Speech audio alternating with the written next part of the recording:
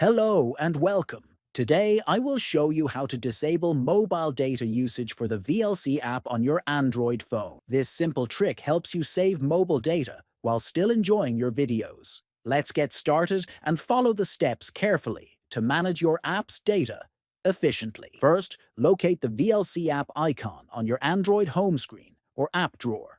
Next, press and hold the VLC app icon until a menu appears. Then tap on App Info.